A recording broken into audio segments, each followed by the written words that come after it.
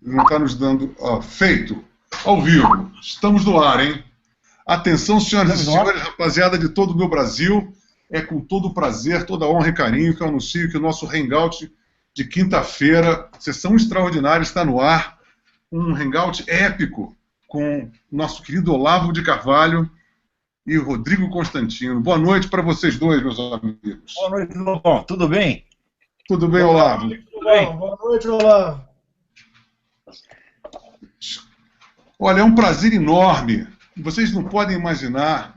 Bom, vocês podem imaginar, sim, o buchicho que foi as pessoas imaginarem que esse encontro fosse possível. Eu recebi vários e-mails, pessoas estão muito... Agora é o seguinte, vocês estão provocando uma felicidade muito grande nas pessoas. Isso é uma coisa que superou todas as minhas expectativas e a gente tem que também dizer para os nossos queridos hangoutíferos aí que a gente não teve nenhum tempo para a pré-eleição, a gente entrou aqui no ar, assim, no osso, né? Então, eu queria dizer, tanto para vocês dois, como para todos que estão nos ouvindo, que realmente a expectativa para esse encontro foi realmente uma coisa muito grande. Recebi e-mails do Andreasa, do Bené, do Garcheguen, uma série de pessoas. Então, eu queria saber o seguinte de vocês. Bom, nós temos muitos assuntos para falar, evidentemente. Essa semana aconteceram coisas do Arco da Velha. Olá, você que está abroad, você que está em Richmond, na Virgínia, você está a par do que está acontecendo. Eu acho que seria legal que nós começássemos pela viagem da nossa presidente, né? Essa nossa a ida dela em Davos e aquela parada em Portugal épica, né? Vamos comentar sobre isso. Rodrigo, você escreveu sobre isso. Começa você, vai.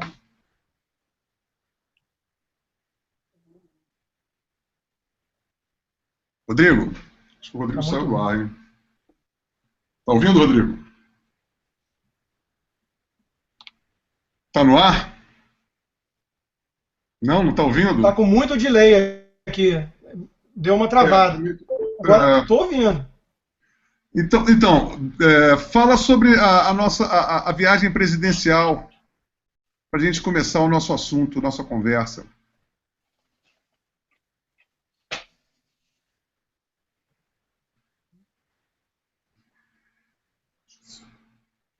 Eu acho que está havendo muito delay, hein, gente? Olavo, você está me ouvindo, Olavo? Eu estou ouvindo perfeitamente. Então, faça o seguinte, começa você. Ei, Rodrigo, você está ouvindo agora? Eu perdi a sua imagem aqui. Alô, Rodrigo? Eu tô vendo 4 pessoas. O Alex está participando? Olha, nós não estamos ouvindo o Alex até a segunda ordem. Eu não estou vendo o Alex aqui, não. Vamos lá, agora voltou. Agora está funcionando. Então, vamos falar sobre a visita presidencial a Davos, em Portugal, esse vexame todo, depois Cuba, né? Vamos lá, quem começa? Você começa. Você escreveu sobre isso, então começa aí.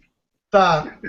Bom, a viagem para Davos é do ponto de vista econômico, né, uma palhaçada. A presidente Dilma tentar achar que consegue enganar investidores do mundo inteiro contando historinha da carochinha é uma piada de mau gosto, né? Então, a viagem do Brasil está muito arranhada lá fora.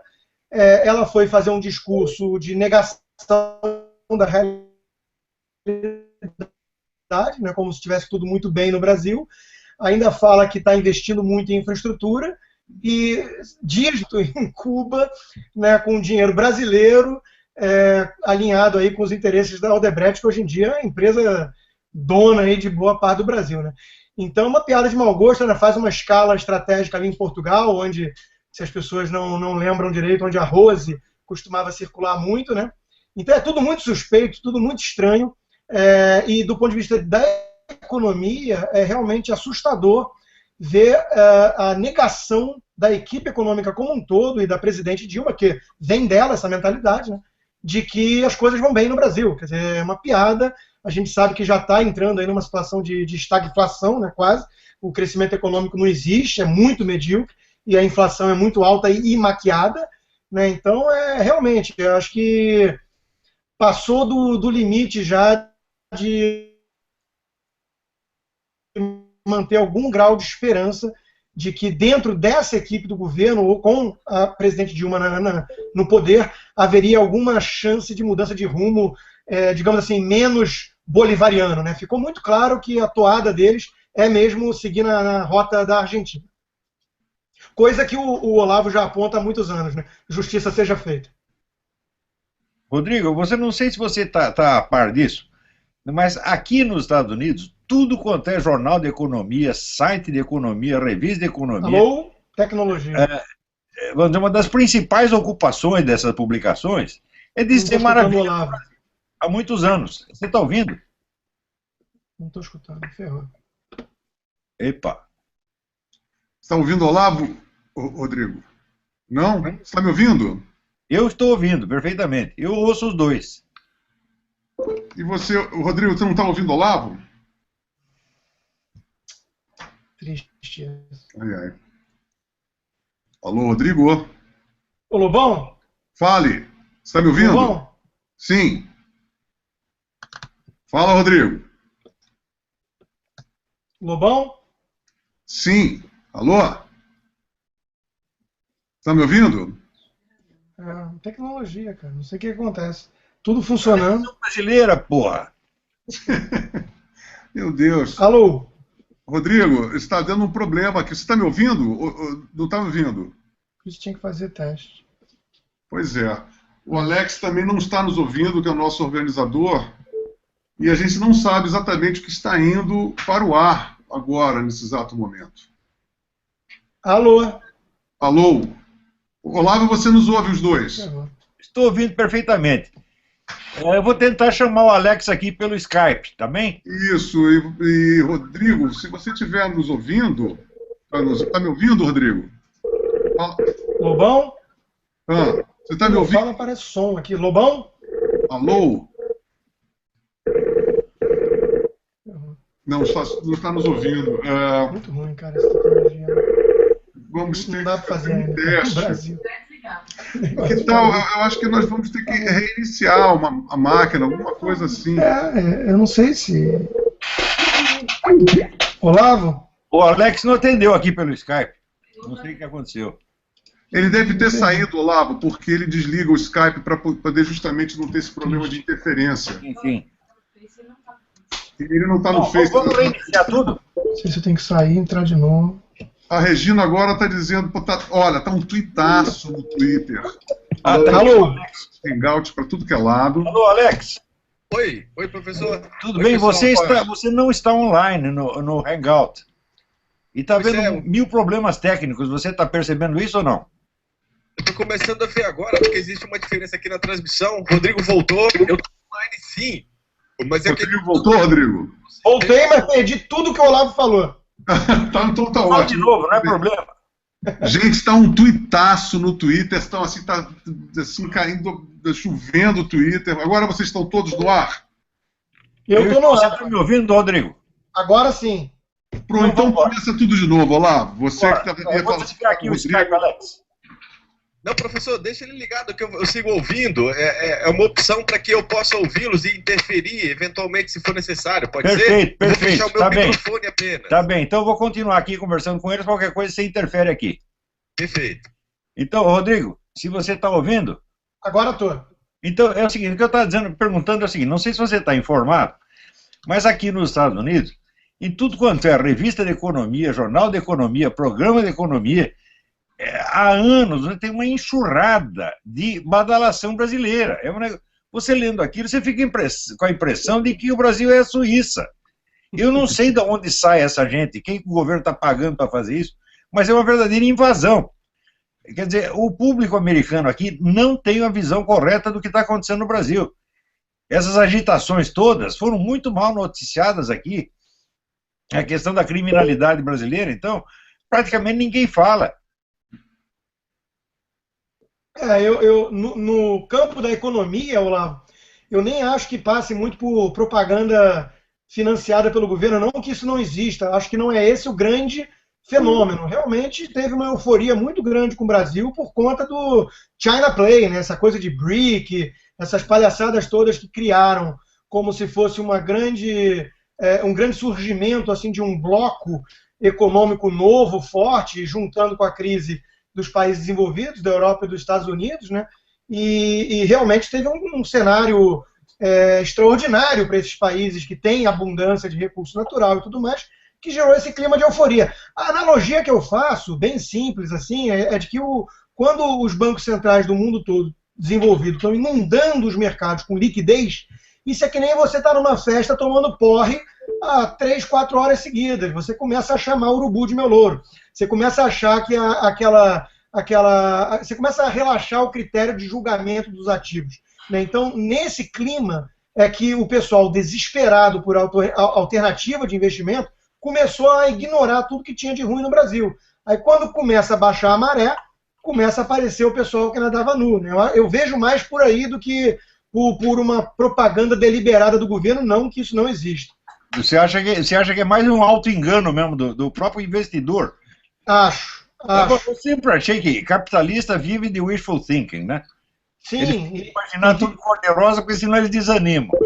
E de visão curto-prazista, ainda mais nesse cenário mundial, né? Então, só para dar um exemplo, o Haiti, aquela porcaria, conseguiu emitir títulos de dívida de 10 anos em dólar, pagando 6, 7% ao ano, né, no auge dessa euforia com os emergentes, né? Isso é absurdo, isso é o que uma empresa decente americana costumava emitir em situações normais de temperatura e pressão. Então, houve realmente uma distorção muito grande, geral, que os investidores começaram a jogar dinheiro para qualquer lixo mesmo, né? E o Brasil pegou uma onda nesse sentido. Eu acho importante frisar isso, porque o fenômeno Lula político, para mim, deve-se muito a isso. É análogo ao fenômeno Ike Batista, empresário genial, né? Foram 2 filhotes de uma bolha parida pelo crescimento chinês e pela liquidez abundante no mundo. Sem sombra de dúvida. Agora, uma coisa que me chamou a atenção, saindo um pouco aí da área econômica, eu acho que o acontecimento mais importante dos últimos tempos foi esse decreto que a Dilma assinou, autorizando o uso das Forças Armadas para reprimir arruaças, quebra-quebras, etc, etc. Ou seja, nós sabemos perfeitamente que esse pessoal tipo Black Blocs e outros agitadores e arruaceiros são todos estimulados e financiados pelo próprio governo. Ou seja, o governo estimula a arruaça e, ao mesmo tempo, né, arruma os meios de reprimi-la. Então, quer dizer, eles têm um pé no acelerador e outro pé no breque.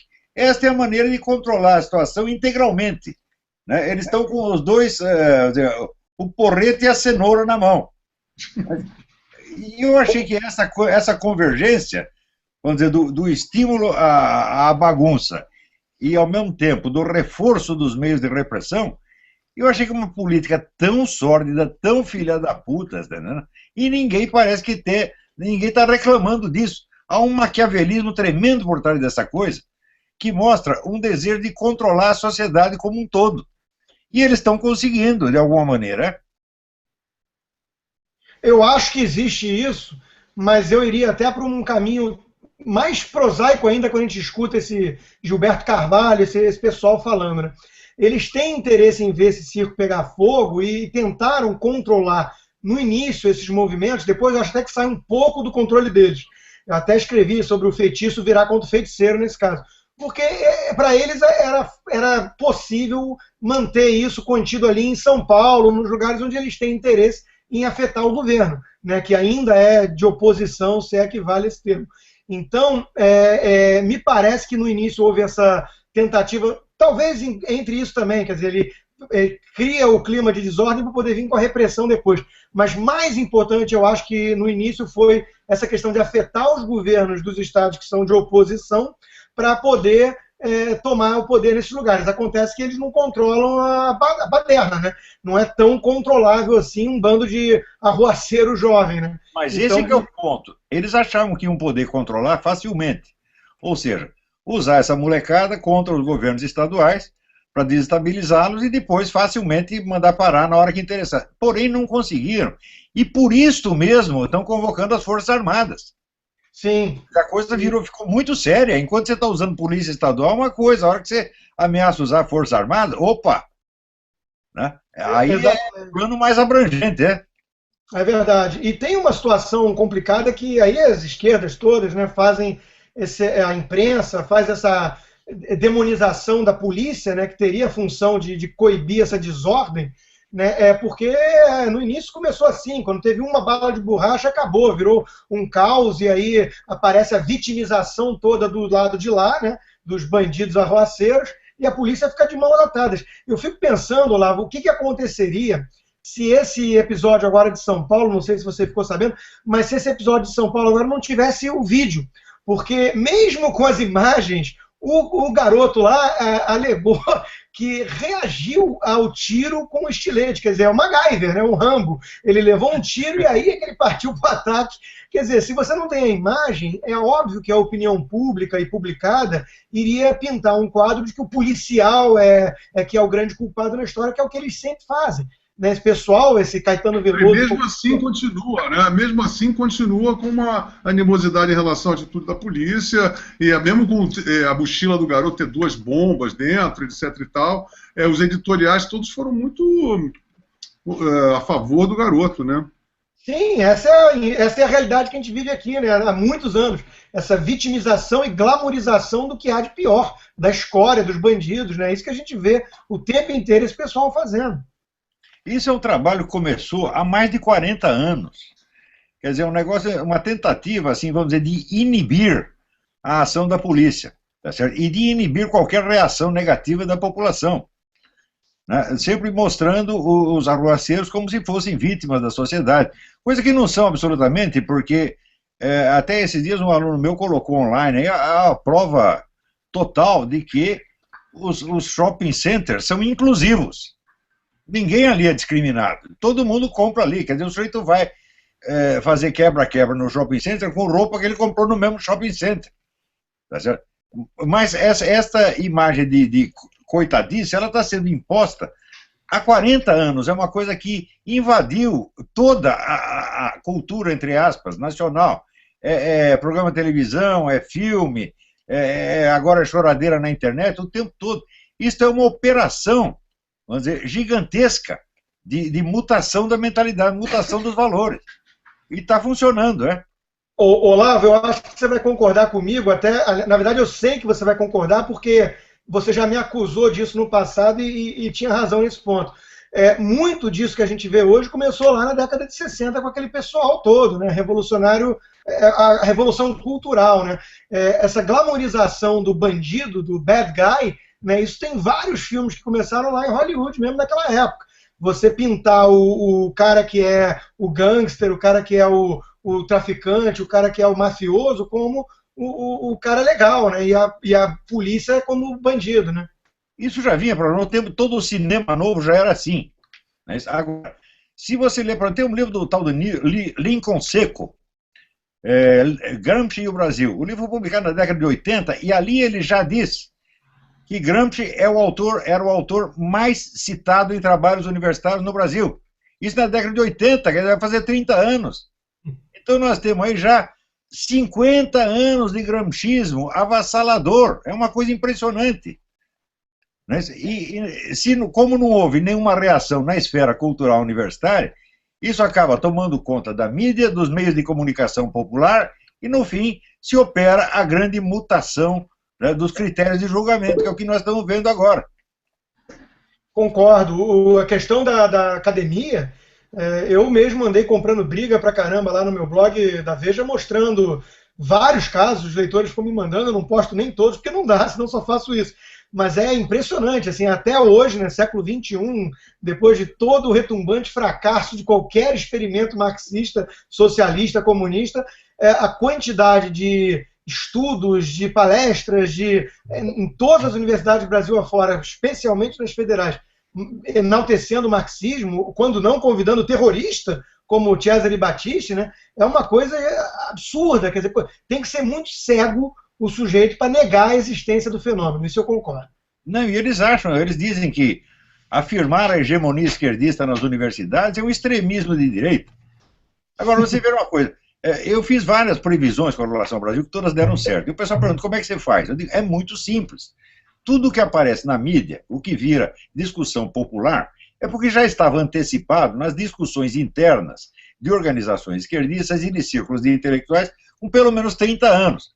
Isso aí, uma vez, numa conversa com o Roberto Campos, nós fizemos essa conta. Fala, vamos ver quanto tempo leva entre uma mutação cultural nas altas esferas e o aparecimento do movimento político. E nós fizemos as contas, 30 anos. E, de fato, o Gramsci entra no Brasil em 1965, através do Enio Silveira, da civilização brasileira. E, a partir daí, vai ganhando espaço. Quando chega na década de 80, o Gramsci era hegemônico nas universidades. Agora, em 2014, o Gramsci é hegemônico na mídia e na sociedade inteira. Está todo mundo pensando como o Gramsci queria que pensasse. Então, o método é muito simples. A pessoa pergunta, como é que você adivinhou? Ele falou, eu não adivinhei. Eu fui ler as discussões internas desses filhos da puta. E eles dizem o que vão fazer. Só que demora um tempo.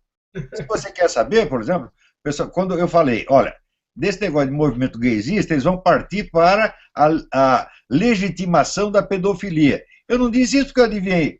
Disse isso porque eu li em discussões que não apareciam na mídia, só apareciam em círculos de intelectuais. Mais ainda, te digo, está programado já a legitimação da necrofilia, da poligamia, tá certo? E da bestialidade, transar com animal. Daqui a pouco tudo isso vai estar na mídia e o pessoal vai achar muito normal se ele transar com o rinoceronte. Mas, Olavo, justiça seja feita, os quadrúpedes da esquerda brasileira transarem com animais, eu acho que está dentro do mesmo sexo da espécie. Inteiramente justo. Eu acho que eles só deviam transar com, né, mico-leão dourado, macaco prego, né, e assim por diante. São pessoas de QI relativamente equivalente, né? Olha, mais uma justiça ao passado, né? Eu acho que uma coisa que meus colegas economistas e muitos liberais e libertários principalmente, mas o que eu acho que falta entender, eu venho falando isso já há alguns anos em artigos e palestras, é que a nossa briga é cultural. Claro que a economia é importante, claro que tudo isso é fundamental, mas a briga é cultural, as pessoas têm que se dar conta disso, né? Não adianta você querer ficar discutindo aqui um pouquinho de Estado a mais ou a menos ali, uma reforma aqui a colar. O jogo tem que ser vencido na questão cultural. Esse relativismo moral. Eu tenho sido acusado, isso eu acho divertidíssimo, né? Eu tenho sido acusado por leitores meus, que acho que nunca entenderam o que é liberalismo, que eu não posso me dizer um liberal se eu emito algum tipo de julgamento estético ou moral, por exemplo.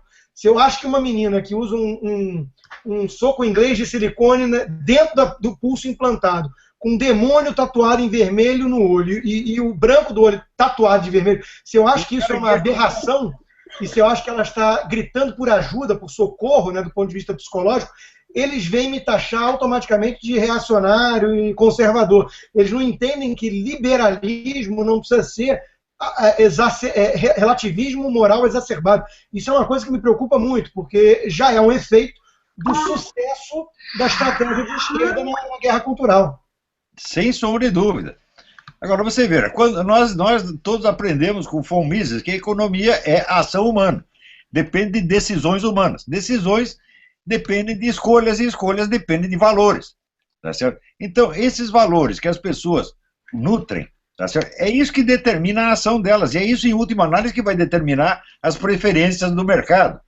Tá certo? Então, sempre, tudo aquilo que é decisão de mercado começa muito antes do mercado, começa numa esfera íntima, por assim dizer. É um problema de psicologia e não de economia. Não é isso? Tinha um falecido amigo meu, Ronald Alfredo César Miller, que ele dizia, a economia é psicologia, em última análise. E eu acho que ele tinha razão, ele não tinha lido o von Mises, mas ele tinha sacado isso aí. E o pessoal não quer admitir isso aí, eles querem dizer assim, que o mercado tem que decidir tudo. Eu digo, mas é impossível o mercado fazer isso, porque o mercado se compõe de pessoas. Por exemplo, se você compra uma coisa porque você acha que vale, você vai revendê-la por X, muito bem. O outro que vai comprar também vai revender e ninguém vai consumir nada nunca. E na hora que o sujeito escolhe, por exemplo, você vai comprar feijão preto ou feijão mulatinho. Isso não é uma decisão econômica, meu Deus do céu, isso é uma preferência subjetiva. Não é isso? E essas preferências subjetivas, elas são determinadas pela cultura, evidentemente. Exato. O mercado ele é amoral em si, né? Ele é feito de trocas voluntárias entre indivíduos. Isso não diz nada sobre o sistema de valores daquela sociedade. Claro.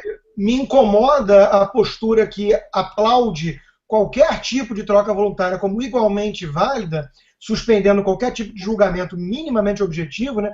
Porque isso é o mesmo que dizer que um traficante que, vai lá, né, nesse mundo não seria visto como criminoso, que um vendedor de drogas altamente viciantes na porta de um cemitério esperando a viúva sair triste ali do enterro do marido, para tentar vender uma droga, ou o sujeito que vende livros do Von Mises, é igualmente válido do ponto de vista moral para essa sociedade, né? Quer dizer, esse pessoal acaba cuspindo no próprio liberalismo e no que segura como sustentáculo de valores o próprio liberalismo sem se dar conta. Isso é uma coisa que eu tenho comprado essa briga, o que fez muita gente achar que eu não sou mais liberal. Né, que seja, mas o fato é que a minha preocupação com esse tipo de mentalidade é que ela leva no extremo a total relativismo, que é o caminho da destruição dos pilares que sustentam o liberalismo, né? E acho que as pessoas não... Sem dúvida, sem dúvida. Agora, Rodrigo, uma coisa interessante que você podia falar com as pessoas, você estava falando sobre liberal conservadorismo, você acabou de fazer uma palestra sobre o Russell Kirk, não foi? Foi. Então, responde. Eu acabei de ler esse livro dele sobre a prudência, não é? Não foi sobre esse livro? Foi esse mesmo. E eu li o Conservative Mind dele também. Olha, a verdade é a seguinte, obviamente, eu tenho tentado explicar a muitas pessoas por que eu venho me tornando um pouco mais conservador ao longo do tempo, né? Primeiro, todo mundo passa por uma fase mais jovem de querer abraçar soluções, né, mágicas, digamos assim. Modelos que resolvam tudo, a famosa panaceia, né? Acho que com a idade isso já leva ao amadurecimento, que é aquela brincadeira de que um conservador é um liberal que foi assaltado na noite anterior. O sujeito se torna mais cético, né, mais realista. E além disso tem minha filha entrando na adolescência e tem muita coisa, mas uma coisa que eu preciso dizer aqui, eu sempre li muito, e lia muito o Olavo de Carvalho lá atrás e muitos outros pensadores mais conservadores. Mas eu fui mergulhar mesmo em alguns pensadores conservadores nos últimos 3, 4 anos. E aí eu digo Edmund Burke, Oakeshott, o próprio Kirk, o Roger Scruton, Theodore Dalrymple, vários desses, né? E isso o Roger Kimball também. Isso, e me abriu realmente o horizonte para um respeito muito maior a esse pensamento conservador que eu chamo de boa estirpe, que é a linha britânica, né? A linha do Burke, que o Hayek flertou muito, e, apesar de escrever que não era um conservador e pautando as diferenças, eu não me vejo hoje um conservador, tenho minhas divergências com os conservadores dentro de um nível civilizado de debate.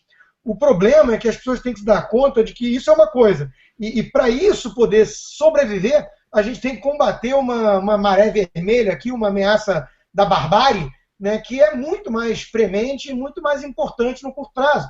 Então, eu não consigo entender a falta de prioridade das pessoas que acham que Russell Kirk é o grande inimigo da liberdade, quando a gente tem um risco de virar Argentina, quando tem um risco de virar um país bolivariano. Quer dizer, é realmente, para mim, uma visão muito míope dos acontecimentos. Isso é muito importante, Rodrigo, você está falando isso, e eu acho que vocês dois estarem conversando agora, nesse exato momento, é uma coisa histórica, no sentido de que é um grande exemplo para toda a sociedade civil em geral, se conscientizar de que nós temos...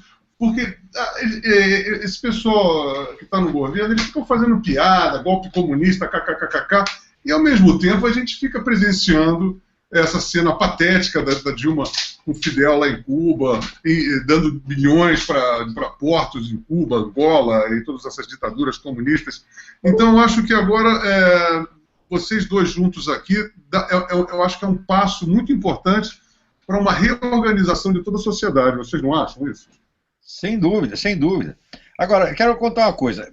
Muitos anos antes de entrar em qualquer discussão pública, eu estava tomando um banho, uma intoxicação de marxismo. E isso foi muito bom para mim. Aprendi muita coisa com o marxismo.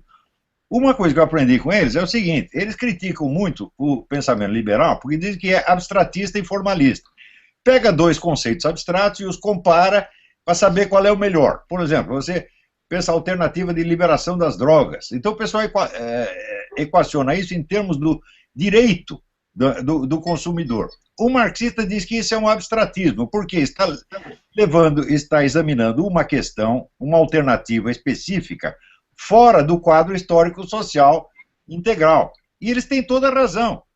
Se você pensar em termos de direito do consumidor, fala, bom, claro, por que o sujeito não vai ter o direito de se intoxicar com maconha ou cocaína, se ele quiser? Em princípio, de acordo com o pensamento liberal, não tem problema nenhum. O problema é que no quadro histórico-social da América Latina, isto é abrir as portas para que as Farc dominem o continente inteiro. Por quê? Porque elas são o grande monopólio da distribuição de drogas. Se você libera isso, você está oficializando as Farc. As Farc já estão lutando na Colômbia para se transformar num partido político. Por quê? Porque guerrilha nunca foi feita para alcançar vitória no campo militar. A guerrilha é para facilitar uma vitória política. Então eles estão substituindo a luta armada pela luta política, e com vantagem.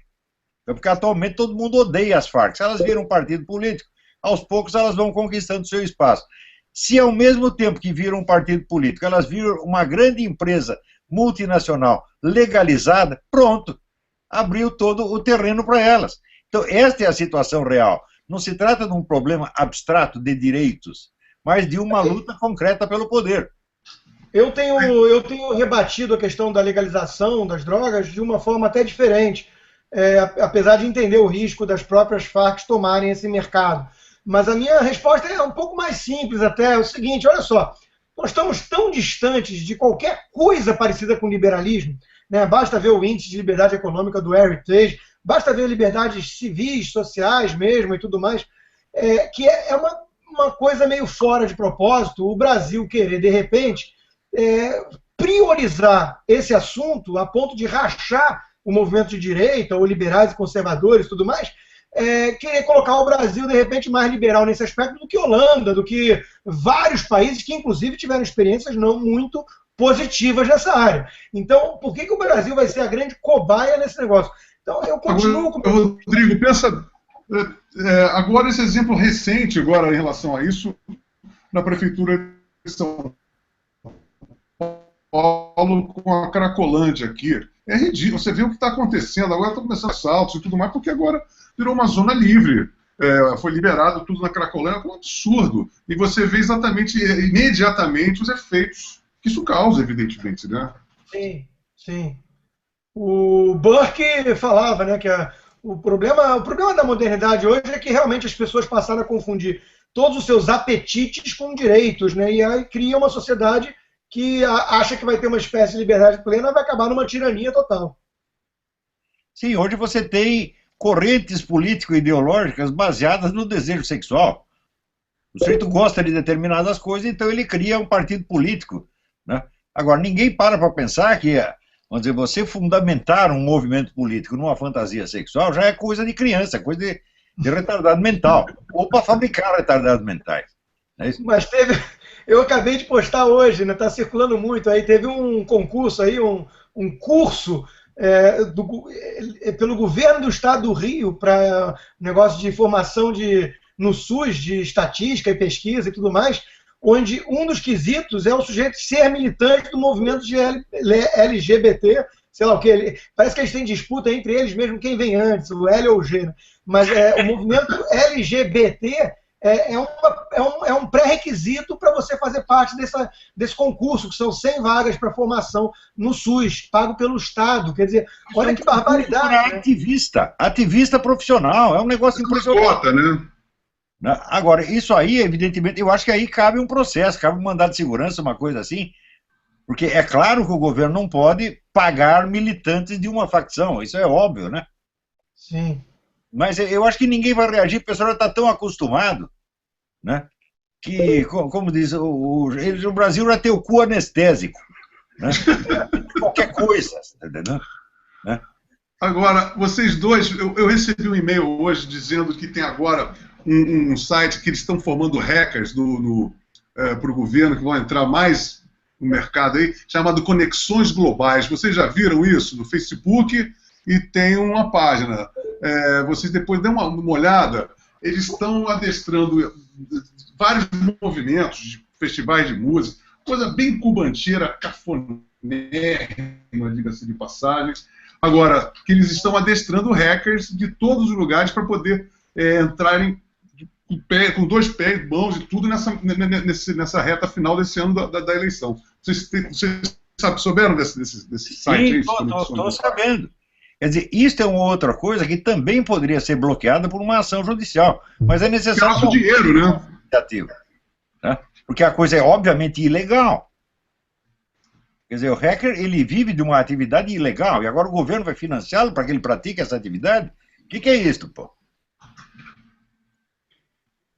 O PT vem aí com um bunker virtual nessa campanha violentíssimo, né? Muito dinheiro, eles entenderam que o jogo é esse, né? Eu tenho blog, o Olavo deve ser alvo também desse pessoal, pessoal a soldo do partido diariamente, nas redes sociais, nos blogs, atacando, ofendendo, mentindo, escrevendo artigo enaltecendo o governo. Isso serviu para o Obama, né? É um negócio que eles aprenderam o jogo. Não, nós já sofremos algumas centenas de ataques de hackers. No Mídia Sem Máscara, Rádio Vox, o meu site. Todo mundo, eles não param. Agora, financiado pelo governo vai ser mais ainda. Agora, você tem razão quando você diz, esse pessoal que é estatista, socialista, centralista, intervencionista em tudo, eles agora querem ser liberais com relação às drogas. É claro que é uma coisa forçada. E o mesmo cara que quer liberar as drogas demoniza o cigarro e quer um total controle sobre o cigarro, né? E a bebida, propaganda de bebida, quer asfixiar a imprensa, né? A independência da mídia. Então, quer dizer, óbvio que tem uma coisa articulada de projeto nisso, né? É muito contraditório o mesmo sujeito ficar pregando a legalização de todas as drogas e logo depois achar que tem que quase proibir o cigarro, né? Então, e essa realmente é proposital, para orientar as pessoas. Isso aí chama-se estimulação contraditória. Eles sabem que a coisa é absurda e eles a propagam justamente porque é absurdo, porque o público fica paralisado, não sabe o que pensar.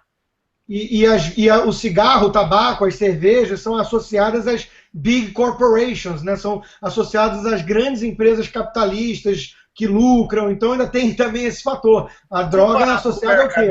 Comparado com o mercado de cocaína, o que é uma fábrica de cigarro? É um titica de galinha, tá entendendo? É nada.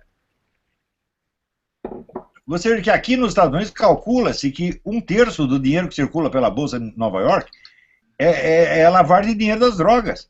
Que fábrica de cigarro pode se gabar de uma coisa dessa? E nosso filho Bené Barbosa também pediu para vocês comentarem, agora no meio dessa demonização da polícia militar, também a coisa do desarmamento. Quer dizer, a sociedade civil fica sem a polícia, sem arma e com esse índice de criminalidade recorde, pelo que está se fazendo. Não, você tem que se deixar matar, tá certo? E ainda pedir desculpas.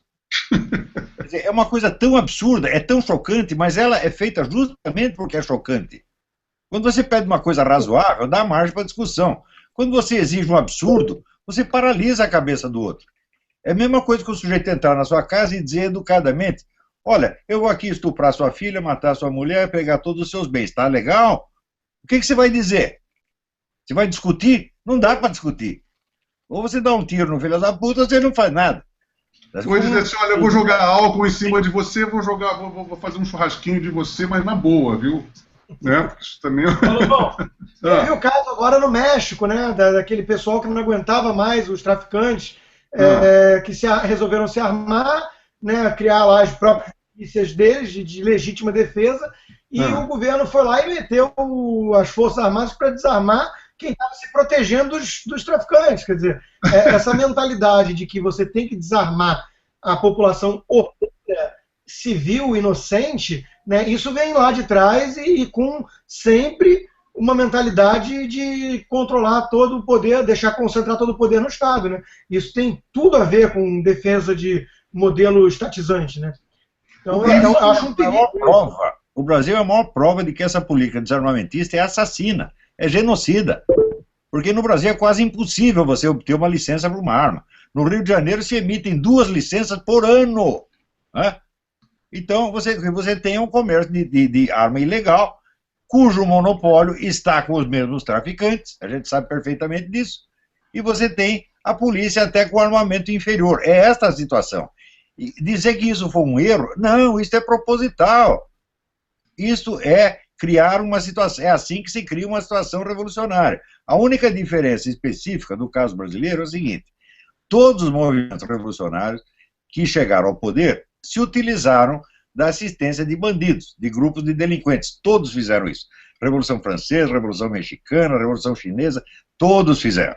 E depois reprimiram violentamente essas quadrilhas.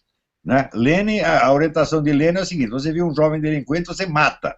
Não tem julgamento, não tem coisa nenhuma. Mata na hora. Né? Os mesmos delinquentes que eles tinham usado para criar confusão na sociedade. Mas acontece que no Brasil, o pessoal do crime organizado é mais forte do que os partidos políticos.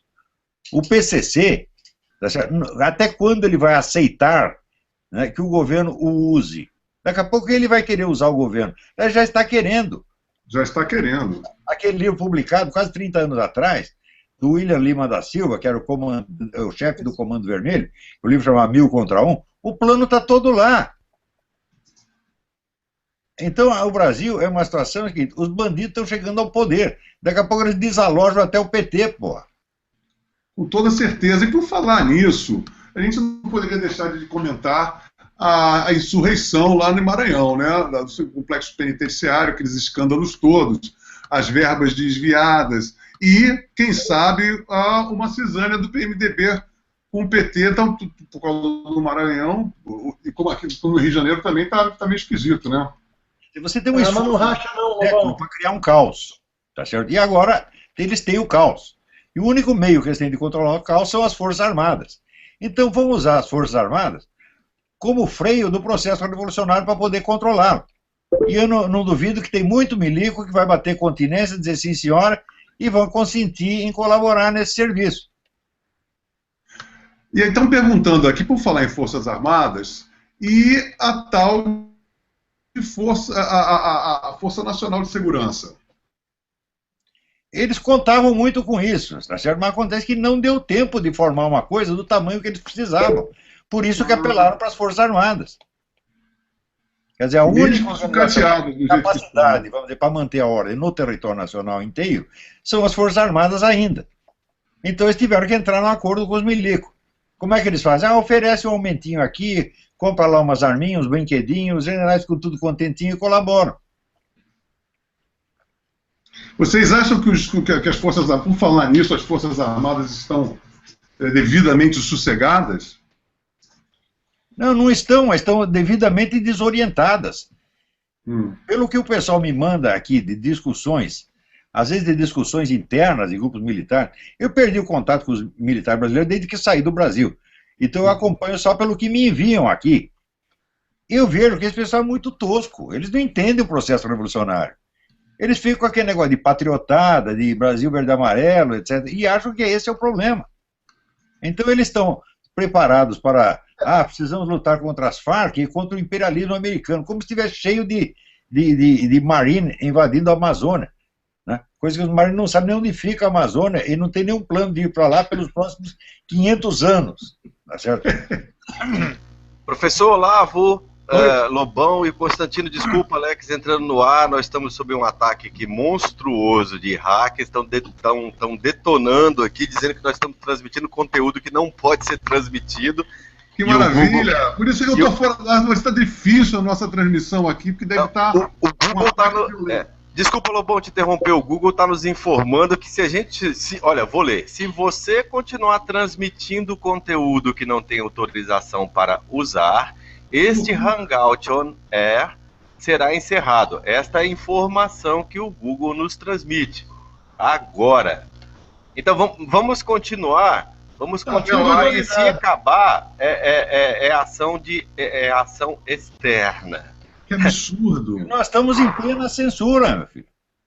Foi uma dificuldade a gente botar no ar aqui. Você vê que eu estou sem imagem, tudo caiu de uma maneira que nunca aconteceu dessa maneira, dessa intensidade. Então a gente pode deduzir que eles devem ter enviado mais de 1000 mensagens para o Google, dizendo, cara, são extremistas, eles estão... Hoje eu tive um texto do Facebook. Eu tive um texto do Facebook hoje tirado do ar por pressão desse pessoal organizado. Bom, a única coisa que a gente pode constatar é o seguinte: está incomodando bastante a turma de lá, né? Essa união, digamos assim, né? Ou essa aproximação entre liberais, conservadores, tudo mais. Tá incomodando muito. Isso é o seguinte: isso são anos e anos e anos acostumados à ausência completa de oposição. É uma hegemonia de esquerda tão grande, que o sujeito aparece 3, 4 pessoas. Isso é uma revolução para eles. Já deixa eles em polvorosa, em pânico. Né? Quer dizer, isso mostra o seguinte, a covardia desses fuzilantes. Eles estavam acostumados a ter hegemonia intelectual, isso é, só as ideias deles circulavam, e eles ainda tinham o controle do aparato, do establishment, da estrutura.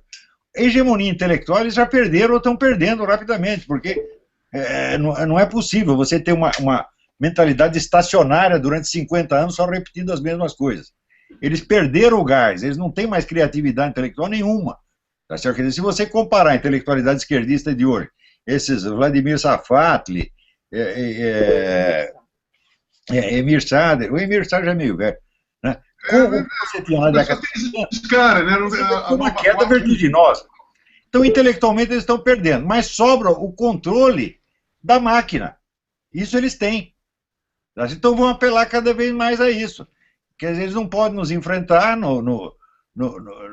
na confrontação, tá certo? De opiniões e ideias. Então, o que eles vão fazer? Eles vão tirar da tomada, não deixar a gente falar. Então, a censura que tem no Brasil hoje é muito mais vasta, muito mais profunda e muito mais drástica do que aquela que existiu durante a ditadura. Não resta a menor dúvida. Eu trabalhava no jornal mais censurado do Brasil, que era o Jornal da Tarde, edição vespertina do Estadão, tá certo? Onde os caras cortavam 5, 6 matérias por dia, mas eram só matérias que diziam respeito à guerrilha. O resto eles deixavam falar tudo, você descia o cacete do governo livremente, circulavam. Dezenas de jornais de oposição, semanários de oposição, circulavam livremente. Era o Pasquim, o Movimento, o Ex, Flores do Mal, Rolling Stones, era para tudo quanto é lado, você tinha esses semanários. Hoje, meu filho, não pode ter nada, nada. Eles não querem uma única voz discordante e eles estão conseguindo, né, tirar esse pessoal da tomada. Mas olha, eu vou dizer uma coisa para vocês, está sendo muito emblemática esse hangout de hoje, e aquela coisa que você falou, Olavo, eu acredito que está patente para toda a sociedade de alguns meses para cá, acho que foi a partir desse ano que passou, que a intelectualidade, porque a de lá, praticamente, ela se omite, quer dizer, os artistas e tudo mais estão recebendo verba do governo, mas não tem ninguém também tendo condição moral de ficar panfletando. Vocês imaginem só, depois desse vexame que a Dilma deu, essa bebedeira que ela tomou lá em Portugal, como é que alguém vai chegar e defender? E isso acumulando uma série de outras coisas. Então, a reunião de vocês aqui e esse sintomático piripaque deles é absolutamente comemorável, né? Sim, mas eles têm também a negligência da hegemonia, né? 50 anos como mainstream, você fica mais preguiçoso. Então, esse pessoal... né? Eles nem leem muitas vezes. Aquele debate entre o Vladimir Safatli e o Stefan Molyneux, que foi um negócio assim de ficar com dó do Safatli, o jeito passou que um trator em cima dele, você vê ali a imagem da incapacidade. Quer dizer, a intelectualidade esquerdista hoje é burra demais, demais, não dá para comparar com o que tinha nos anos 60. E eles não são capazes de se renovar. Quando você vê quem são os ídolos dele atualmente, né, que é esse Zizek e Manuel Wallerstein, meu Deus do céu, foi uma queda vertiginosa, eles não têm mais nada intelectualmente, mas eles têm o controle da máquina, ainda tem, a gente não pode se iludir com isso, achar, estamos ganhando, estamos dando um cacete, nós estamos dando um cacete na esfera intelectual cultural, tá certo? Mas olha, gente, uma coisa que eu pensei nós aqui, você, Rodrigo, você, Lobão, nós não temos a menor perspectiva de poder, nós não queremos ser o governo, Então, praticamente, nós não temos representação política. Nós estamos na esfera da luta cultural apenas. Mas a gente agora está com condições, uma coisa que me surpreende, Olavo, de realmente interferir nessa reta de eleição, e eu acredito que o Rodrigo falou uma coisa que eu tenho ponderado muito, que vai chegar uma hora que a gente vai ter que optar por um candidato. Eu não posso, eu estou pressentindo que eu não vou me dar o luxo de, como eu já fiz há mais de 10 anos, tenho feito, de nem sequer frequentar a urna. Eu acho que vai chegar uma hora que eu acho que a gente pode tirar esse governo. Sim, mas se os caras as eleições continuam sendo, é uma opção entre crocodilo e jacaré, você está entendendo? Eu concordo, mas eu tenho um pouco de receio dessa mensagem, Olavo, porque se a gente achar que tudo é a mesma coisa, jogar no mesmo saco podre, isso é o caminho que o PT quer. Eu acho assim, é importante. Eu sou o primeiro a criticar o PSDB, mas o PSDB não é do Foro de São Paulo. Não, claro, se aparecer um candidato aí, sei lá, Luiz Inácio Satanás da Silva, eu acho que a gente deve votar, você está entendendo? Aí tem um amigo meu, estava falando, eu tenho almoços semanais aqui em São Paulo, nós discutimos sobre política, um amigo meu que esteve dentro do governo, ele falou uma coisa que me chamou muito a atenção, que é o seguinte: gente, se o PT sai do governo, eles vão parar de mamar essa grana, esse influxo de grana que vem dos fundos de pensão, de imposto e tudo mais, e eles vão implodir, porque essas alianças são todas postiças, e eles se nutrem desse dinheiro que entra no governo. Se eles saírem do governo, eles tendem a implodir. O que vocês acham disso? É verdade, porém tem uma ressalva. Eles não estão só no governo, eles estão na estrutura do Estado. Eles estão no funcionalismo público. Então, se for eleito um candidato antipetista, ele tem que empacar lá dentro primeiro. Senão não adianta, senão ele fica lá em cima e toda a base funcional dele está corroída. Vão derrubar o cara como derrubaram o Collor. Isso que o Olavo está falando é fundamental. Outro dia estava discutindo com um colunista de uma outra revista exatamente isso, né?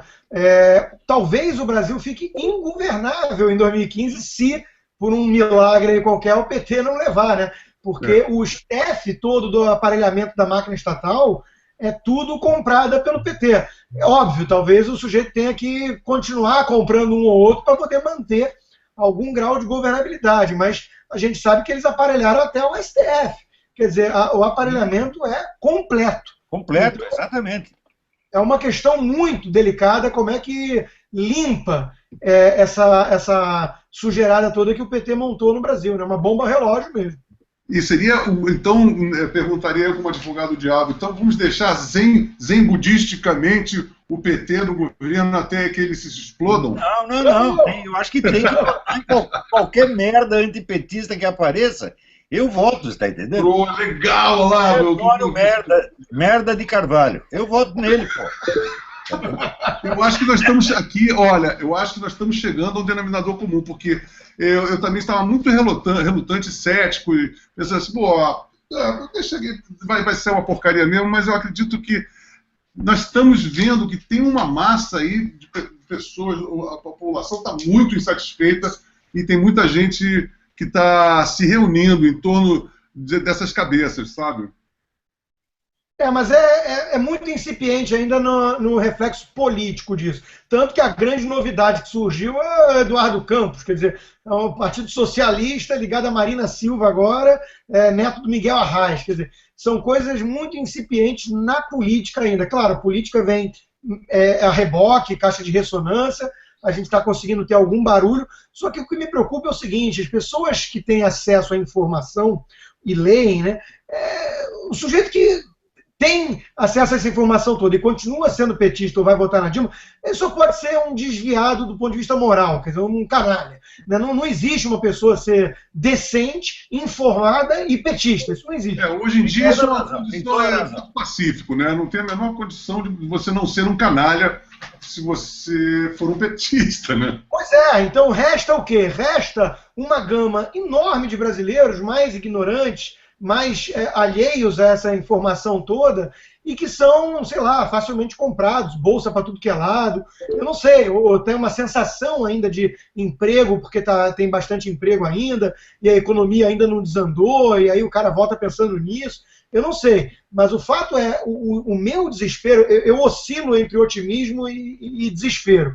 Né? O otimismo é quando eu vejo esses ventos de mudança. A gente está aqui fazendo esse hangout, tem o Lobão, tem o Danilo Gentili, tem vários outros pensadores conquistando espaço na imprensa, livros sendo lançados aí pela Record e tudo mais. Tudo isso é muito legal. Ao mesmo tempo... Nós temos que pensar que, apesar de não ser o Brasil um índice de leitura mínimo, o segmento mais próspero, isso a gente tem que falar para o público em geral, é justamente os livros que estão arrebentando a boca do balão de vendagem são os nossos, não é não? Sim, são, mas isso ainda é mas só tem nós, não tem mais ninguém. Ele só tem um bando de chato, um bando de pentelho. Mas é muito pequeno. Quando a gente fala num livro, um best-seller no Brasil, está falando em 40 mil livros. Isso é muito pouco, são 100 milhões, 115 milhões de eleitores. Né? Então, a minha angústia vem que mesmo quando você separa por renda e escolaridade, e pega a primeira camada de escolaridade e renda, é pau a pau Aécio Neves e Dilma. Quer dizer, esse pessoal é o quê? É imbecil, é canalha? É uma coisa que me assusta um pouco quando eu olho para isso. Olha, aí tem o seguinte, Napoleão dizia que para fazer uma guerra precisa de 3 coisas. Primeira, dinheiro. Segunda, dinheiro. Terceira, dinheiro. Esse pessoal tem todo o dinheiro na mão, o empresariado está dando tudo para eles. Quem no Brasil vai conseguir montar um movimento conservador com apoio do empresariado? Este é o problema. Então, fazer a cabeça do empresariado, dizer para eles, olha, vocês estão financiando a pessoa errada. Isso é urgente. Nós não vamos fazer isso. Agora, senhores empresários, pelo amor de Deus, abram os olhos. Olha só, uma coisa, para falar uma coisa, eu tô dentro de uma associação, dentro de música, isso é uma coisa para vocês entenderem. Há poucos meses atrás, o ECAD foi estatizado. Mas olhem bem a situação. Houve toda uma manifestação da Rede Globo, apoio, porque estava devendo uma grana toda. Agora, eu recebi uma minuta dessa nova lei. Gente, tem um chassi de sanções, que é o seguinte, por exemplo, eles aceitam denúncias anônimas para denunciarem os usuários sim, as rádios, as televisões. Então, você imagina um governo que fica fabricando dossiês e um governo completamente policialesco e cheio de intrigas e calúnias, ter um dispositivo na mão que chega para a Rede Globo, que agora está com o cu na mão, evidentemente, que agora sacou o peso da coisa, vem um cidadão, quem quer que seja, faz uma denúncia anônima e aí ele paga uma multa, faz uma segunda denúncia anônima, paga uma multa maior, na terceira eles perdem a concessão. Então é o seguinte, essa lei é uma arapuca que usou todos os artistas, que também vão perder uma série de benefícios, evidentemente, mas que, na verdade, se a gente for ler o arcabouço dessa lei, é para, além de estatizar e controlar toda a produção artístico-musical do Brasil, na verdade, ela é uma arapuca para poder estatizar os meios de comunicação. Porque você pega... Não é? Lobão, não precisa ir longe. Essa lei que passou essa semana, com toda a imprensa aplaudindo, de poder culpar a empresa inteira como corruptora, no caso de um funcionário. Isso é um negócio perigosíssimo. As pessoas aplaudem no campo da abstração. Né? O público está isento. É óbvio. Quando você vai para a prática, o governo tem um poder arbitrário na mão. Vamos supor, tá? Vamos ser um pouquinho paranoico aqui, né? Teoria da conspiração. O cara bota lá um asponde qualquer dentro de uma empresa enorme e esse cara é corrupto já. Ele vai lá e faz esquema com o governo favorecendo a empresa. O governo pode taxar 20% do faturamento da empresa, quebra a empresa. Não é à toa que no mercado está se chamando de lei da pena de morte empresarial. Quer dizer, é um poder arbitrário concentrado na mão do governo, assustador. Sim, mas o empresariado mereceu isso aí. Sobretudo a Rede Globo mereceu. Não existiria PT sem os puxa-saco da Globo, tá entendendo? Eles promoveram essa gente, eles apoiaram, eles fizeram tudo para que essa gente subisse e ficasse no poder, e agora estão chorando. E esse é o problema. A própria culpa que eles têm os impede de reagir à altura. Então nós ele está com o rabo tão preso que sabe lá como isso aí, né? Tem que fazer uma psicanálise. Olha, vamos esquecer o passado, você ajudou os filhos das putas, mas agora esquece. Agora, o cu que está na reta é o seu. Que o do resto agora, vocês leram o livro do Romeu? Você chegou o livro aí, Olavo? Não li, pelo amor de Deus, alguém me enviou um exemplar disso. Eu te mandei pro PDF. Sabe Eu não disso? consegui abrir, porra. Ora, Bolotas, eu não sabia que você não tinha. Então eu vou tentar te mandar novamente. E o Rodrigo, você leu, olha lá. Também não li. Não leu? Quem me manda o livro aí é o nosso administrador, o Silvio Grimaldo. Mas o Silvio Grimaldo, a mulher dele ganhou a bolsa na França, ele estava na França. Olavo, na segunda... Fala, Rodrigo. Na segunda-feira que vem parece que vai ter no Roda Viva, né? Mas o fato é o seguinte, o livro tem denúncias e bem documentadas, bem específicas, que... Mas as denúncias que ele faz no livro seriam suficientes para derrubar uma república, né? Claro. Bem, pode questionar a idoneidade dele, o livro tem umas coisas meio autoelogiosas demais, mas o fato é que, mesmo assumindo que ele não é flor que se cheira, vamos supor, né, que ele não é tão confiável assim, isso não importa, isso não vem então ao caso, porque a gente sabe que várias máfias foram entregues por delação premiada e por gente de dentro. Então, claro. ele estava lá no governo, recebendo ordens, fazendo até certo ponto certas coisas e conhece o mecanismo, como é que funciona. Então, as denúncias eles são para derrubar uma república em qualquer país sério. Né? Ou no mínimo, sem por exemplo, esse pessoal de Forças Armadas vive batendo a mão no peito e dizendo nós somos isso, nós somos a organização mais confiável, nós somos aqui a guarda da República, etc. Eles não leem esta merda, porra. Eles não veem que a ordem jurídica já foi para as picas faz muito tempo, eles já não estão vendo isso. Né? Outra coisa, Rodrigo, eu lembro que no tempo que eu ainda estava no Brasil, que eu ia no Fórum da Liberdade, eu tentava muito articular um diálogo entre os liberais e os militares, mas eles se odiavam uns aos outros. Um dia estou eu lá falando... Você foi patrimonialista aqui no Brasil, né? Tem esse aí problema. sobe o doutor Og Leme, presidente do Instituto Liberal, na tribuna e prega o fechamento das Forças Armadas. Eu falei, agora o diálogo fudeu mesmo, tá entendendo? Eu já ouvi você falando isso. Tem uma turma mais liberal, libertária, quase anarquista aí, que acha que qualquer coisa que é do Estado é ruim, né? Mas o liberalismo clássico, só para fazer o ponto aqui para os nossos... delega a ele funções básicas do funcionamento em sociedade, a primeira delas a segurança, a ordem. Sem dúvida. Interna e externa. Então, eu acho que eu me dou bem com muitos militares lá do Clube Militar e tudo mais. E tem muitos esclarecidos, muitos amigos esclarecidos nesse meio. O problema é que talvez uma ala boa dos militares no Brasil tenha um ranço nacionalista que incomoda muitos liberais, inclusive a mim, porque uma coisa eles têm que conversar, eles têm que trocar ideias. Eles têm que tentar se entender um ao outro. Sim, né? Sim.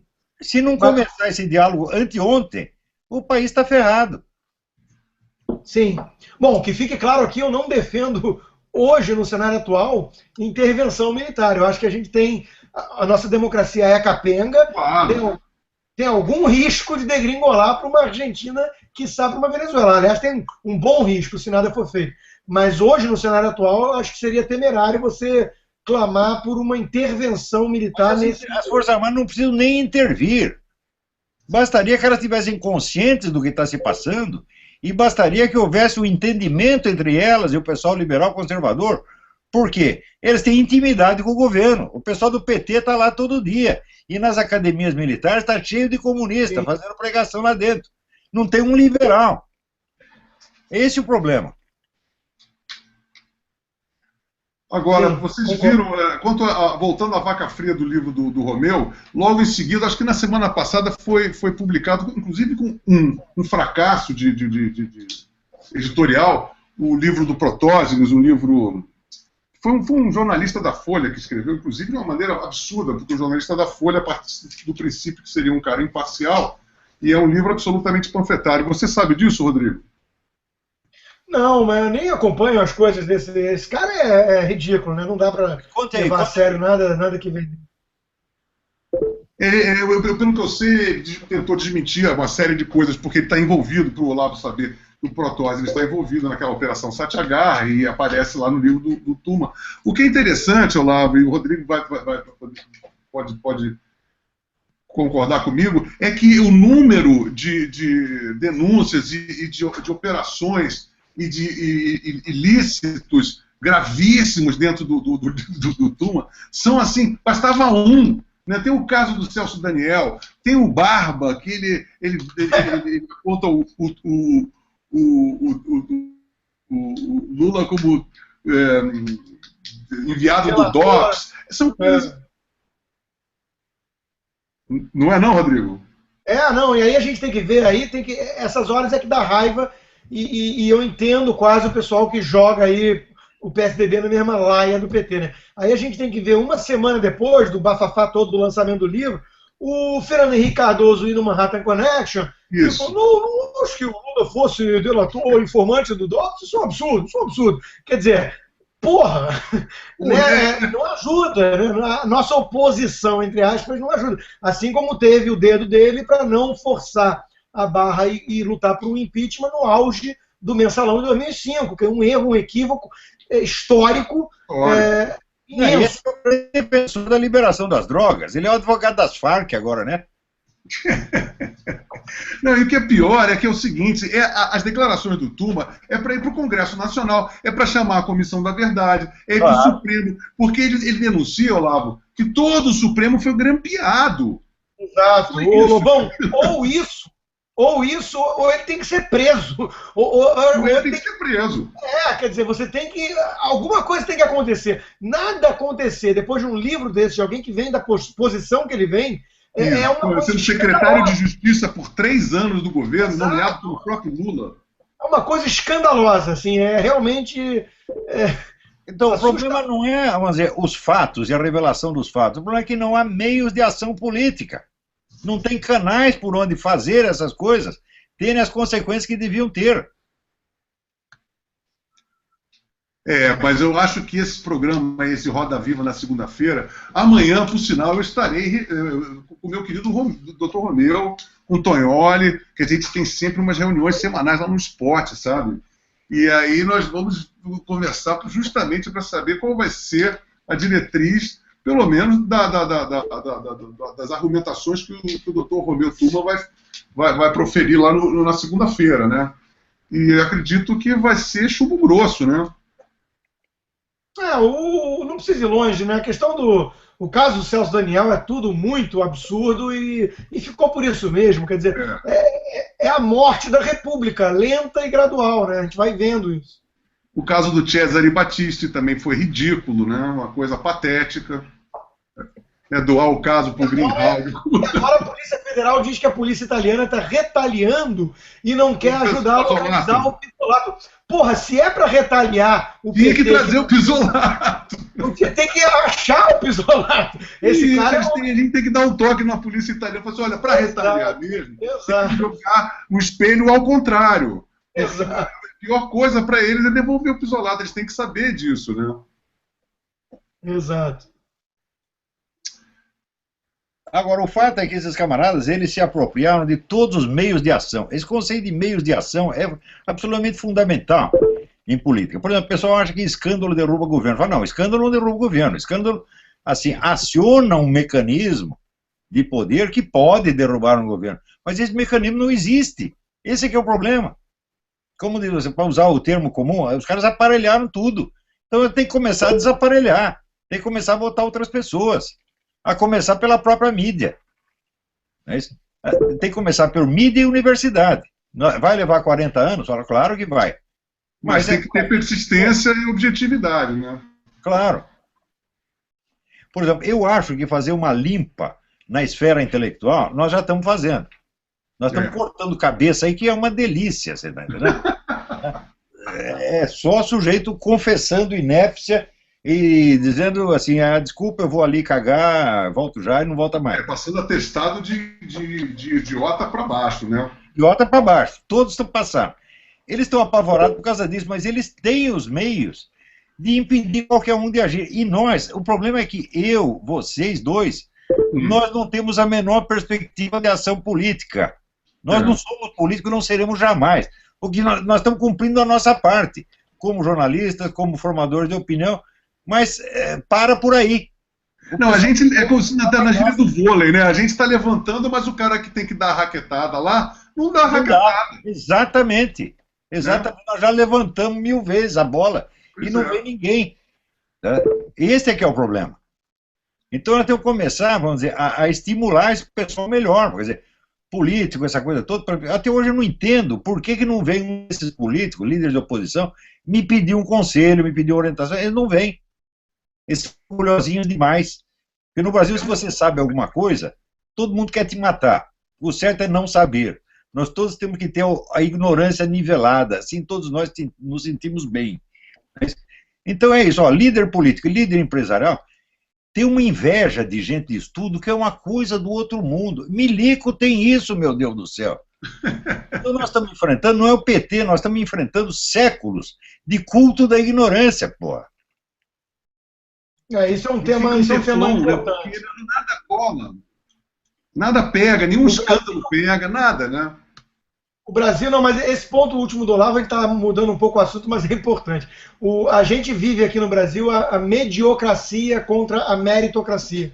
Né? Essa mentalidade de que o Tom Jobim já falava isso, né? O sucesso é uma ofensa pessoal. Quer dizer, essa questão no Brasil de você ter uma visão negativa em relação às pessoas ou mais inteligentes ou melhores, é uma coisa realmente assustadora.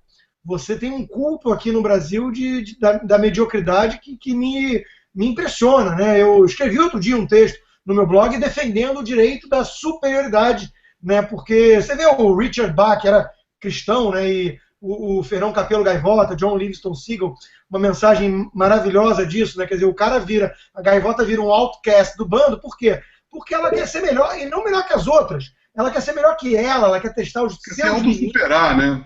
Quer se superar, quer tentar voar o mais alto que a sua natureza permite. E aí isso incomoda ao bando invejoso, medíocre, né, que vai lá e coloca ela como uma renegada. E aí ela consegue... No Brasil é a democracia do QI.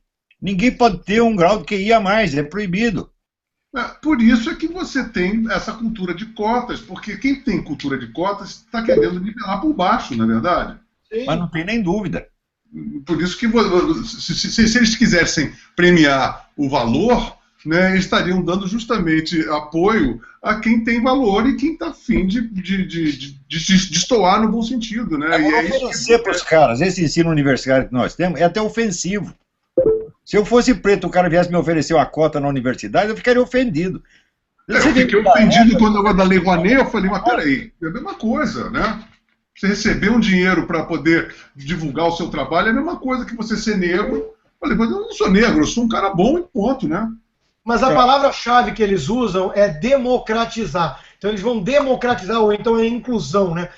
Tudo vai ser democratizado. Aí eu pergunto assim, bom, onde é que está a democracia por esse conceito torpe de democracia que eles têm no NBA do basquete americano? Não há democracia. São altos e a maioria é de negros. Por exemplo, eu sou baixinho e branco, estou ferrado. Não vou conseguir... Você tem uma cota para entrar no Globetrotters, Rodrigo. Exato. É uma coisa mais antidemocrática do que um time ganhar a partida? Pois é. Ganhar ao mesmo tempo, porra. Vai chegar uma hora que todo mundo tem que estar empatado para você fazer um bom sucesso. Poxa, o bom sucesso não pode perder de 5-0 do Flamengo. Vou dar umas 5 gols de cota pro bom sucesso. Mas você está brincando, Lobão?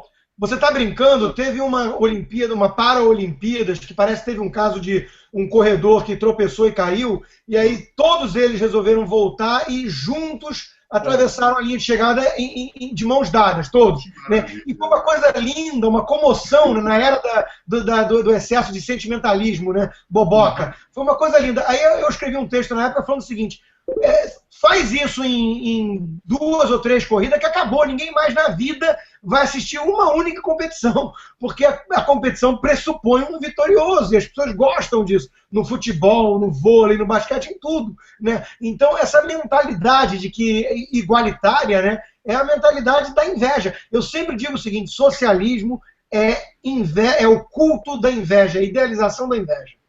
Olha, o David Strobe, ele tem um livro chamado A Benevolência. Já leram o livro sobre a benevolência do David Strobe, aquele filósofo italiano? A benevolência é exatamente isso. A benevolência é o mal de tudo isso, porque o sentimento que, a princípio, torna-se uma coisa nobre, mas que, na verdade, o benevolente acaba se tornando um terraplanador do valor, do mérito e da evolução humana, né? Mas tudo aquilo que é virtude na escala pessoal se transforma em crime quando é universal. A benevolência pessoal é bacana, mas a benevolência universal é marxista. Claro. Quer dizer, aquele negócio que dizia, acho que o Chesterton dizia, eles querem fazer um regime tão perfeito que ninguém precisa ser bom. É perfeito isso, né? E a bondade não vem do ser humano, é uma bondade externa, né? Abstrata e nada pior do que o fascismo do bem. O fascismo também, né? E nada pior do que o fascismo do bem. Porque o fascismo do bem, ele, como diz o próprio, não sei se é o Chesterton, não, é o C.S. Lewis que tem essa frase, mas o problema do fascismo do bem é que o sujeito está tão imbuído da sua nobreza, ele é um ungido, né, uma alma nobre, um abnegado, lutando pelo seu bem, mesmo que você não tenha solicitado, que ele fica de forma incansável e autoritária, querendo controlar a sua vida. Ele não vai descansar nunca, porque diferente do canalha, ele se sente bem com aquilo, né? Então é o pior tipo de fascismo que tem, é esse fascismo do bem. E que pulula aqui no Brasil, né? Inclusive, a gente tropeça com benevolentes dessa estipe na internet, nas calçadas, nas ruas, nas passeatas. Todos te olham do nariz para cima com aquela superioridade de um Zé de Abreu. Vamos dizer. Eu vejo assim, tanta gente querendo cuidar da minha saúde, do meu bem-estar. Você que fuma. Todo mundo preocupado comigo. Assim, eu fico até comovido, né? Eles vivem cuidando da gente, pô. E a Anvisa é o grande órgão que simboliza esse fascismo do bem. É um negócio assustador o que a Anvisa está fazendo. Por falar em fascismo do bem, eu tenho uma pergunta aqui que eu acabei de receber, a que a gente tem que saber, que você sabe que estourou a vaquinha do Genuíno, por falar, olha quanta gente benevolente. E agora acho que estourou acho que 30 mil reais que ele quer dar para o Delúbio. Sabe dessa, não? Acabei de essa fresquinha. O Delúbio está fazendo a vaquinha dele também, mas só uma correção. Isso não são pessoas boas. O PT não tem solidariedade, o PT tem cúmplices. Né? Então, mas eles se acham bonzinhos, cara. É o fascismo do bem. O PT incorpora isso, todo petista é um fascista do bem. Né? Eles se acham tal. Ele tem biquinho de ofendido. Juntar dinheiro. Eles têm uma facilidade enorme de juntar dinheiro. Sim, pois é. O dinheiro é chapéu, né? Jogue dinheiro ali dentro. Tem muito idiota também. Dinheiro mais meio de ação. Quem está certo? Eu estou recebendo aqui a notícia, gente, que o Delúbio recebeu 700 mil reais num dia. Tá? Isso é bom, isso é do bem. Vai ser do bem assim lá na casa do caralho, não é verdade? A cara do Delúbio. Eu soube que o Delúbio comprou meu livro, inclusive. Mas olha, 700 mil reais num dia, gente. Pelo amor de Deus, né? Olha, quem está certo nesse aspecto é o Joaquim Barbosa mesmo, Negão, falou o seguinte, esse pessoal tem que ir para o ostracismo, as pessoas ficam dando microfone na mão de bandido, preso, julgado, condenado, isso é um absurdo, né?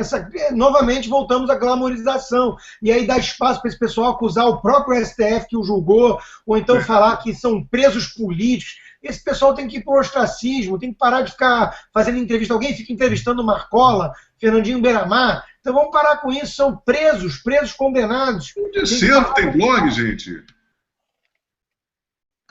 Não é? Esses caras têm voz ativa, eles falam alguma coisa, todo mundo liga o microfone. Então, olha, gente, o que nós temos que fazer, assim, nós temos que fazer um esclarecimento no meio empresarial e no meio militar e entre os políticos. Porque nós não podemos agir politicamente, diretamente. Quer dizer, eu estou com 67 anos, como é que eu vou entrar na política numa hora dessa? Além disso, seria uma encheção de saco, eu não tenho vocação para isso. Né? E acho que vocês dois também não têm. Muita gente pede, Olavo, muita gente me pede para ir para a política, mas eu não tenho nenhuma vontade, nenhum estômago.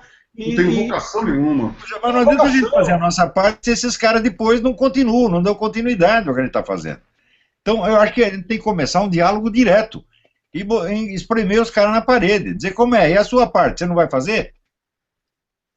Pois é, esse que é o problema, é um deixa que eu deixo na classe política aí. Temos que, ontem teve um tuitaço, ontem ou anteontem, para exigir o turma no Congresso, já estão começando a reverter isso, mas tem que ter uma atitude, né? E a gente tem que agora pressionar a sociedade civil para cobrar uma atitude peremptória da parte da oposição, porque isso está ficando realmente uma palhaçada, né? Mas Vou contar uma coisa que aconteceu muitos anos atrás. Eu disse umas coisas lá no Fórum da Liberdade, estava lá o Ciro Gomes, ele chegou para mim depois e disse, olha, você tem razão em tudo que você falou, mas eu não posso reconhecer isso em público. Eu estou com o saco cheio de receber por mensagem de empresário dizendo, você tem razão e tal. Mas ele continua lá de beijinho com o PT, você está entendendo? Assim não dá, porra. Isso é vício de político, né?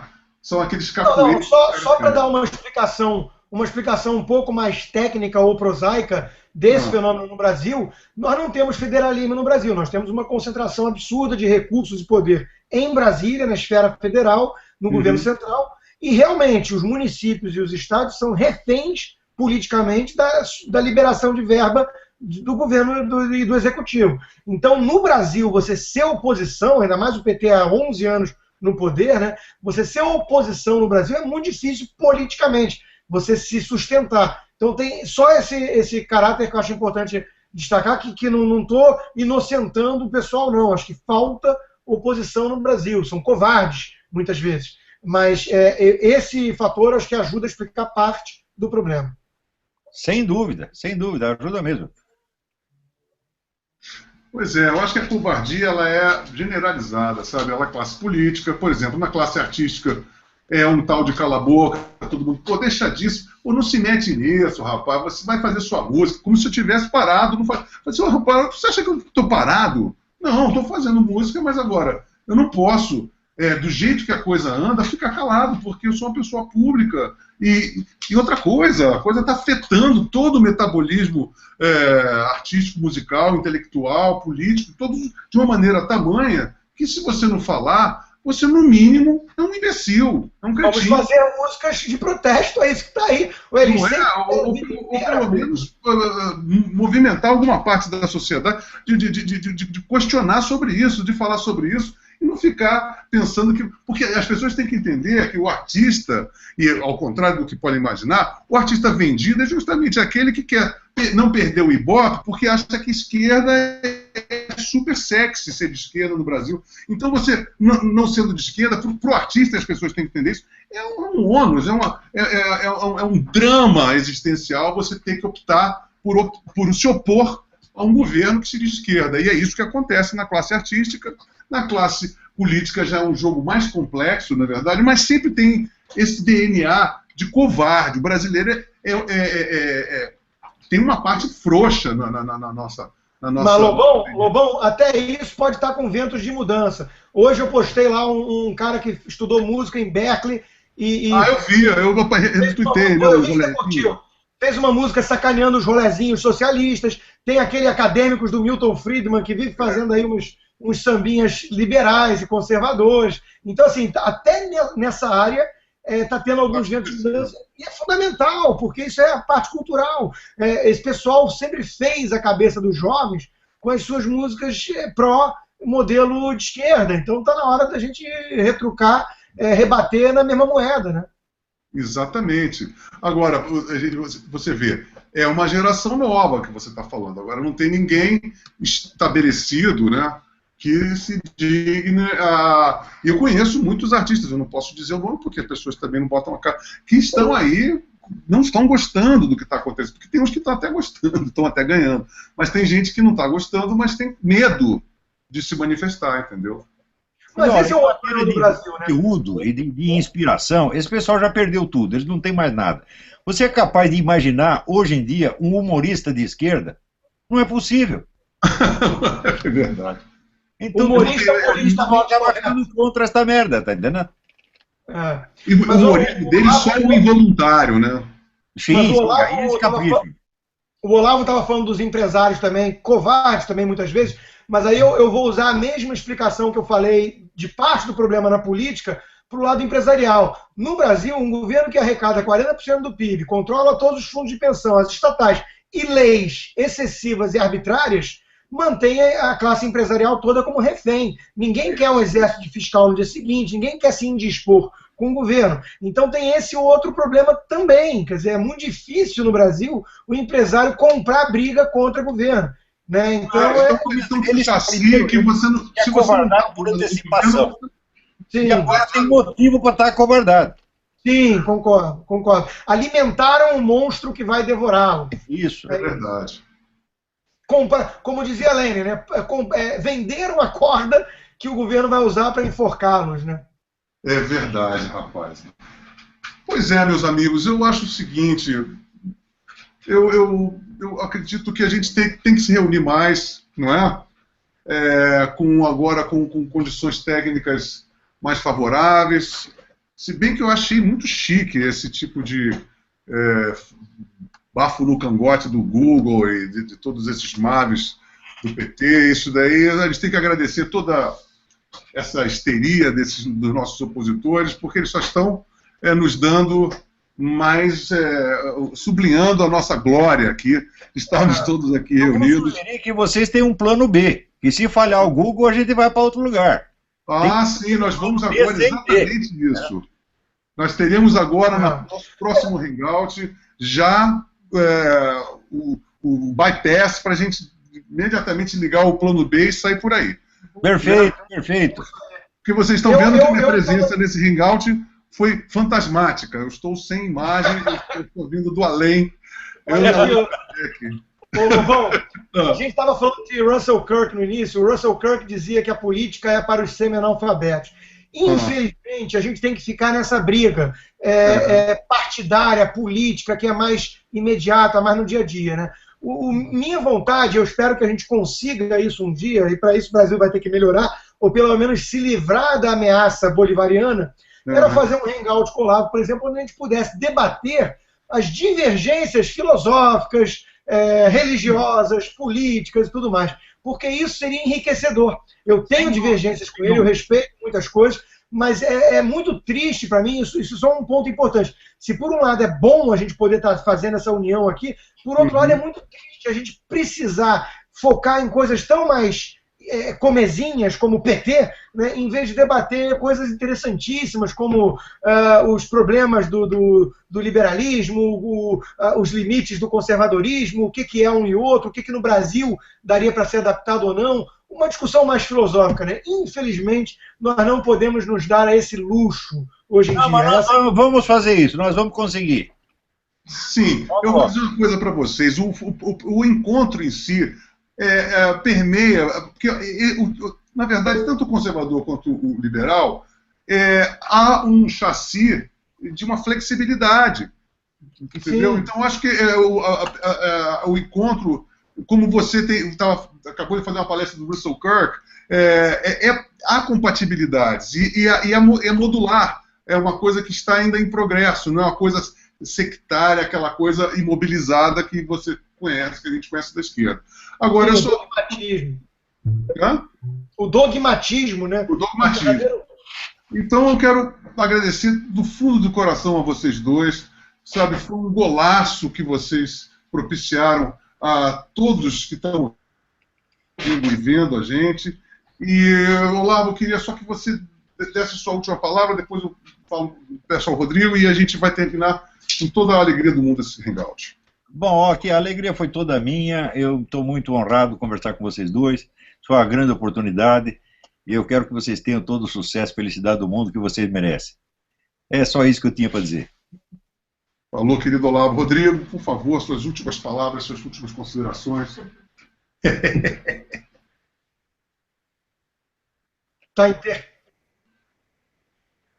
Fala, Rodrigo, só para você dar o seu último bye-bye aí.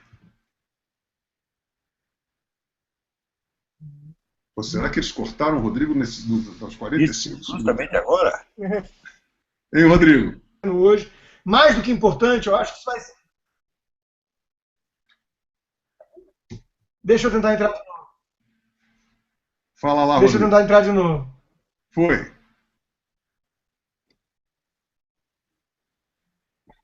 Oi, estão ouvindo? Vamos. Tá. Não, eu agradeço também a oportunidade. Caramba. E cortaram o Rodrigo, rapaz. Cortaram o Rodrigo, Olavo, olha só, mas pelo menos uma coisa a gente pode dizer. Rodrigo agora foi para o espaço. Voltou, Rodrigo? Voltou, Rodrigo? Voltei. Ah, legal. Internet, legal. a gente paga isso. Dá seu ponto final aí. Tá, eu agradeço a oportunidade, eu acho que isso que a gente está fazendo hoje é importante, sem querer dar um peso demasiado a cada um de nós, como indivíduos, nessas lutas, muitas vezes divergentes e muitas vezes convergentes. Eu acho que é, sim, uma coisa épica, como você disse, porque lá na frente vai ser visto como um momento, né, importante de deixar certas divergências ou então certas coisas ligadas à vaidade, a ego, um pouco de lado e colocar o que é mais importante como prioritário. Então eu fico muito feliz de estar participando com isso. Eu li o Olavo de Carvalho lá atrás, li vários artigos, concordo com muita coisa, me ajudou muito na minha formação, depois eu passei a discordar de um monte de coisa. Hoje eu voltei a concordar com algumas, a mais, vejo como a fase mesmo de discussão de Orkut, essas coisas, o meu, que foi onde pegou, né, o meu ateísmo militante, por exemplo, vejo como uma fase infantil, reconheço isso hoje, acho que é muito fora de propósito a briga que alguns ateus compraram com as religiões e acabaram dando espaço para a religião pior que existe, né, a religião secular, laica, que é o endeusamento do Estado. Né, isso foi uma coisa... coragem. Isso, deixou o flanco todo aberto para eles. Né? Então, hoje em dia, eu revi muitos pontos. Acho que é muito legal poder estar participando do Hangout. Só não vou me matricular no curso, estou lá por falta de tempo. Minha vida está maluquinha. Mas acho que fica aqui esse apelo, né, de que um dia a gente possa fazer um debate civilizado, calcado nas divergências. Porque isso vai ser uma conquista. Isso vai acontecer. Isso vai ser uma conquista para o Brasil, né? Vai ser sinônimo de que a gente conseguiu deixar um pouco para trás aí esse inimigo comum e prioritário que é o PT, o bolivarianismo e tudo mais. Então agradeço a oportunidade e vamos para a próxima. A vocês dois, um grande abraço, meus amigos. Muito obrigado por essa participação, que foi um momento maravilhoso. Estou emocionado e com toda certeza haveremos de nos encontrar mais vezes para fazer um hangout. E desta vez, com toda certeza, com o nosso plano B já ligado. Ok? Aí, Lobão, muito bem. Um abração para vocês dois. Tenham uma boa noite e que vamos em frente, que nós vamos tratorizar. Sem parar. Tchau, tchau. Bye, bye. Até mais, gente. Boa noite para todos vocês. Bye, bye.